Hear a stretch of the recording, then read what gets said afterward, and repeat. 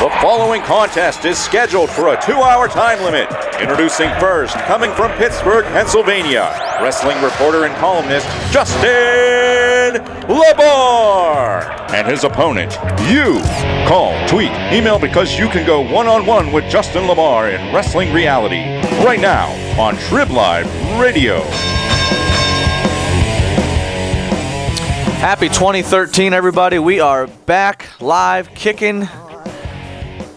Just so happens the holidays fell on Tuesday these past couple weeks, so wipe the tears from your eyes.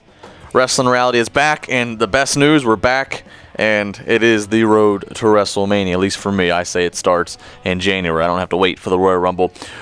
Trib Live Radio, Wrestling Reality, one-on-one with me, Justin LaBar.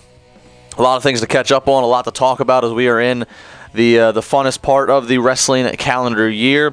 Going to be joined at 3:15, so coming up in just about 12 minutes with one of the most accredited, acclaimed, whatever word you want to say, wrestling columnist and author, Mike Mooneyham. He was the co-author of the New York Times best-selling book. It was on the best-selling list, rather, Sex, Lies, and Headlocks. He'll be joining us here in just a few minutes.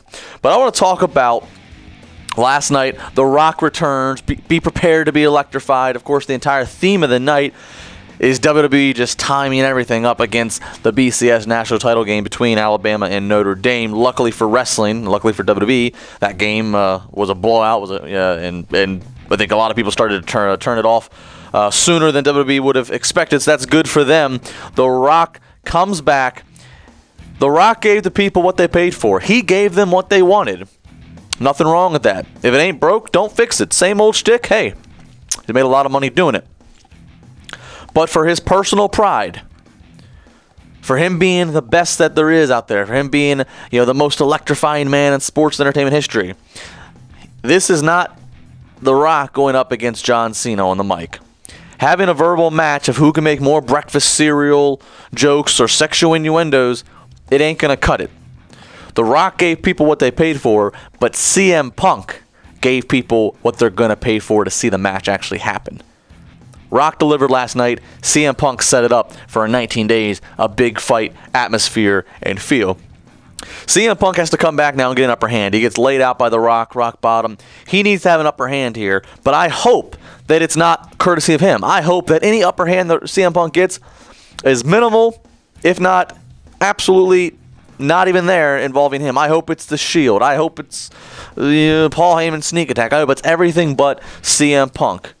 I think that's going to make a great story. The champion at 400 and some odd days going up against The Rock has not got an upper hand on The Rock since July, and let it come down to The Rock and Cena. If Punk wins this match, which I think now, if you would have asked me 2 months ago, and I know you guys asked me on the show, we've been talking about it since it was unofficially made, I've been saying probably The Rock. I think we all could agree with that. But now more than ever, I'm having doubts. I'm questioning it.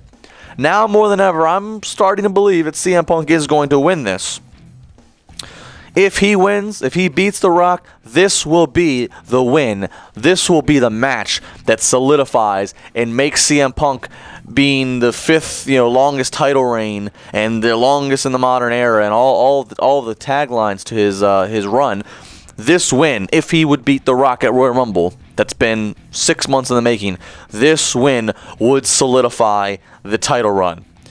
He beat John Cena. He beat Chris Jericho. He beat Alberto Del Rio. He beat Daniel Bryan. He beat Ryback. But all of those guys are supposed to get beat.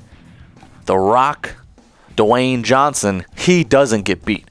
So if CM Punk was to beat The Rock and defend that title successfully and retain it and carry it as he goes at least to Elimination Chamber, this will finally be what solidifies, and there's no doubt that CM Punk will be one of the elite title holders of WWE history. We're going to take a break. 412-320-7925 is the number. sportstalk@tribweb.com is the email. Of course, you can tweet me at Justin LaBar. We'll take all your calls, tweets, and emails. A lot to talk about. Plus, Mike Mooneyham coming up at 3:15 here on Trib Live Radio.